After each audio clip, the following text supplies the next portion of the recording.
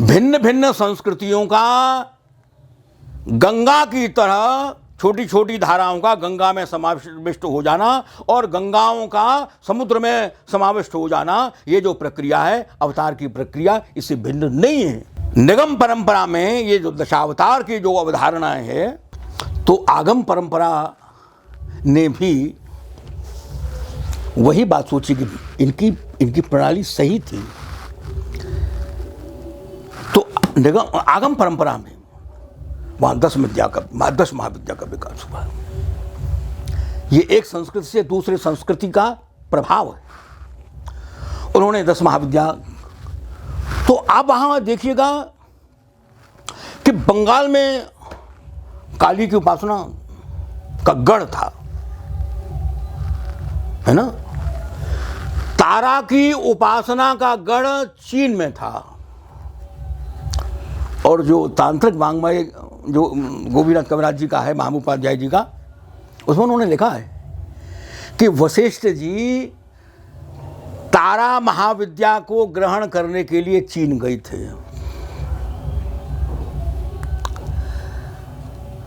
अब कितना बड़ा वहां जो अक्षोभ्य पुरुष है तारा के साथ, वो बौद्ध है। उसकी जो शक्ल है या उसकी जो आकृति है वो अक्षोभ्य पुरुष की है। वो बुद्ध कला से मिल रहा है, बहुत बौद्धों की कलाकृतियों से मिल रहा है। वो अक्षोभ्य पुरुष वो तारा है। अब चीन कहाँ तारा, चीन की अच्छा कैंची है उसके हाथ में, तारा का जो आयुध है ना उसके हाथ में कैंची है। उसमें वहाँ वो खड्ग इत्यादि हैं। वो मैंने एक दिन आपसे कहा था कि देखिए जो वन्य जो संस्कृतियाँ थीं, वन्य संस्कृतियों की जो पहचान है वो मुंडमाला इत्यादि से जो है वो हम उनको पहचानते हैं, उग्रता से हम उनको पहचानते हैं। विकास हुआ है। अरे ये देखो, ये विकास कोई भारत में हुआ हो और भारत में लेकर के चलने करके उन पर जो है प्रश्न उठाना। आप सारे संसार की संस्कृतियों का इतिहास देख लीजिएगा, मिलाकर के देखो भाई मेरे। वो दास युग यदि यहाँ है तो वो दास युग कहीं और जगह भी है। तो इसी प्रकार से वो जो आदिम सभ्यता है, वो जो आदिम सभ्यता यहाँ है, वो आदिम सभ्यता दूसरी जगहों पर है। वहाँ भी उसी प्रकार की बलि इत्यादि की बातें आप सुन सकते हैं, है ना। हमारा उतना असीमित अध्ययन नहीं है, वरना इतने जो है वो हम उदाहरण वाक्य दे दें। अब यदि कोई एक ही काम हो तो उसी काम में लग जाए, लेकिन वो एक काम थोड़ी है, कितनी ही बातें।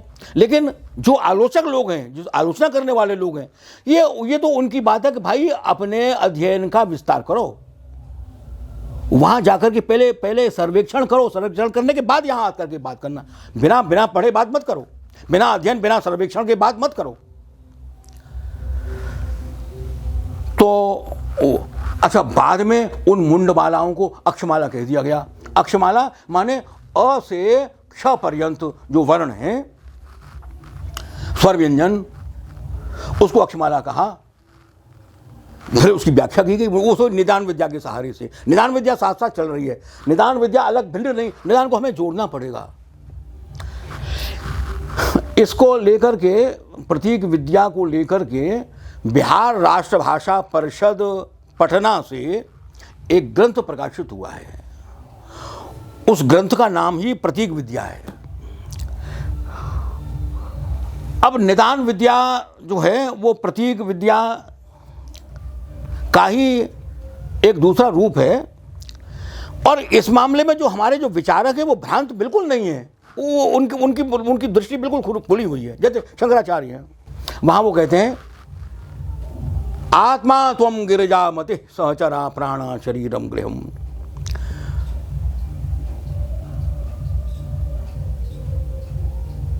आत्मा त्वम, मेरी जो आत्मा है ना, चेतना है वो त्वम, गिरिजा मति, और गिरिजा जो पार्वती है वो बुद्धि है। आत्मा त्वम गिरिजा मति सहचरा प्राणा, और ये जो प्राणा है, ये जो प्राण है, प्राण अपान इत्यादि ये 10 प्राण, ये सहचरा, ये आपके भूतादिगण हैं। आत्मा त्वं गिरिजामति सहचरा प्राणा शरीरम गृहम। शरीरम गृहम, ये जो मेरा जो शरीर है ये मंदिर है। आत्मा तो ये मंदिर तो ये है। आत्मा त्वं गिरिजामति सहचरा प्राणा शरीरम गृहम पूजा ते विषयोपभोग रचना निद्रा समाधि स्थिति। और जो मैं भोजन कर रहा हूँ, आपका भोग लगा रहा हूँ, हैं? तो जो मैं काम कर रहा हूँ ये आपके सपर्या कर रहा हूँ, हैं? पूजा थे विषयोपभोग रचना निद्रा समाधि स्थिति। और मैं सो गया, नींद आ गई तो निद्रा समाधि स्थिति। संचारम पदयो प्रदक्षिण विधि, और जो मैं डोल रहा हूँ, घूम रहा हूँ यहाँ से वहाँ से वहाँ, ये प्रदक्षिण आपकी परिक्रमा कर रहा हूँ। स्तोत्राणि सर्वागिरह, जो बोल रहा हूँ वो तो आपका स्तोत्र, आपकी स्तुति है। अब आप बताइएगा कि यहां कौन सी स्थूल चीज आ गई है? यम यम कर्म करो में तत्दखिलम शंभो तवाराधनम जपो जल्प शिल्पम सकलमपि मुद्रा विरचना। कि जो भी मैं जो हाथ करता हूँ ये मुद्रा है। वो बिल्कुल निर्भ्रांत हैं, उनको ये भ्रम नहीं है कि जो है वो मंदिर बनेगा, कि या मूर्ति की प्रतिष्ठा होगी, या जो है वो आरती करी गई, घंटा बजाया जाएगा, या ये कहाँ घंटा वंटा कहाँ है? शरीरम त्वं शंभो, तो शरीर ही मंदिर है। तो वो लेकिन जहां बौद्धिक स्तर, सवेरे बात चल रही थी ना आपकी, देखो अधिकार भेद की बात है। वो जो अधिकारी है, जो इस भावना करने में वो उसकी सीमा है। निद्रा समाधि स्थिति, निद्रा को जो समाधि मान सके, क्या आप निद्रा को समाधि मानते हैं? क्या आप अपने सारे जो बातचीत करते हैं दुनिया भर की, क्या आप उसको ये मान सकते हैं कि जो मैं बोल रहा हूँ सारा का सारा स्तोत्र है, वो तो प्रभु की स्तुति के अलावा मैं कुछ कर ही नहीं रहा हूँ? आप जगह जगह घूम रहे हैं, यहाँ से वहाँ, वहाँ से वहाँ, क्या आपके मन में यही भावना होती है कि मैं ये घूम रहा हूँ, ये तो शंभू की परिक्रमा ही कर रहा हूँ? अच्छा, यदि ये हो रही है, आप सचमुच में ऐसा मान रहे हैं कि मैं जो घूम रहा हूँ वो प्रदक्षिणा कर रहा हूँ, मैं जो बोल रहा हूँ ये स्तोत्र कर रहा हूँ, मेरा शरीर है ये मंदिर है, ये तो आपकी धारणा बिल्कुल निर्भ्रांत है, तो सचमुच में आप निर्गुण उपासना के अधिकारी हैं। लेकिन यदि आपके मन में यह है कि मैं घूम रहा हूँ, मैं तो भटक रहा हूँ, अब जो भटक रहा है वो निर्गुण उपासना का अधिकारी नहीं है, उसके उपासना के लिए कोई दूसरा मार्ग है।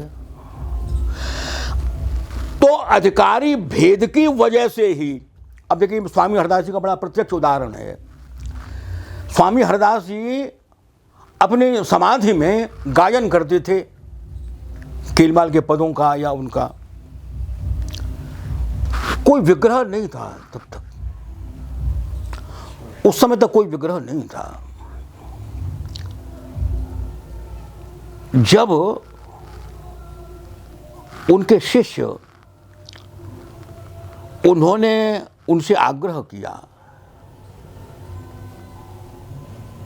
तब जो है वो निधमन में किसी वृक्ष की खोंतर में से उन्होंने बिहारी जी के विग्रह की अवतारणा की। बिहारी जी के विग्रह की अवतारणा बाद की चीज है। बिहार पंचमी के दिन, उस दिन जो बिहारी जी का, तो उन्होंने शिष्यों के आग्रह पर, क्यों, अब यहाँ ये अधिकारी भेजे, उनको उसकी आवश्यकता नहीं थी। वो तो कह रहे थे कि निर्गुण सगुण ये तो बाढ़ है उस रस खेत की।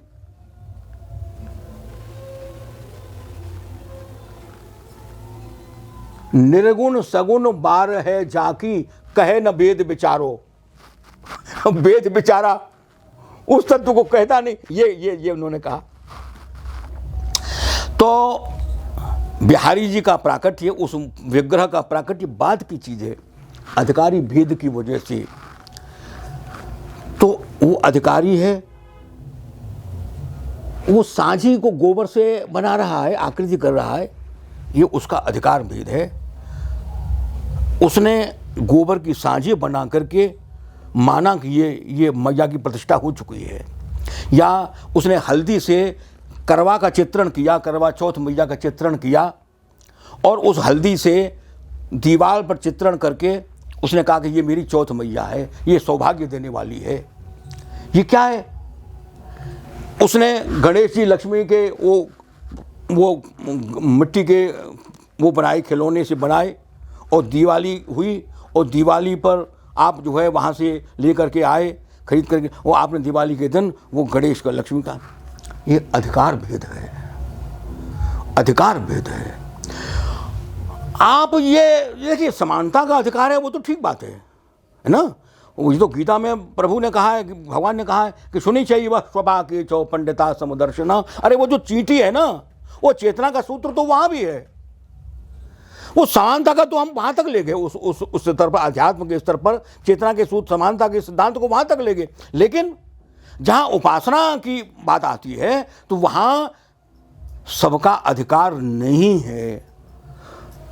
एक आदमी मूर्ति के द्वारा ही उपासना कर सकता है, और वो इसको समझ रहा है कि ये मेरे भगवान हैं, ठाकुर जी को लेकर। एक निराकार को, जैसे शंकराचार्य का मैंने उदाहरण दिया, शरीरम त्वम शंभो, है ना। वह उसने मान लिया कि ये मेरा देह जो है वो देवालय है, देवालय के अतिरिक्त कुछ भी नहीं है, ये मेरा देह देवालय ही है। वो आत्मा, त्वम, आत्मा जो है वो भगवान शंकर है। लेकिन यहां तक पहुंचने के लिए उसको कितनी पीढ़ियों तक साधना करनी पड़ेगी। इसीलिए अधिकार भेद शिव विद्या में, इसीलिए कहते हैं कि सबका अधिकार नहीं है।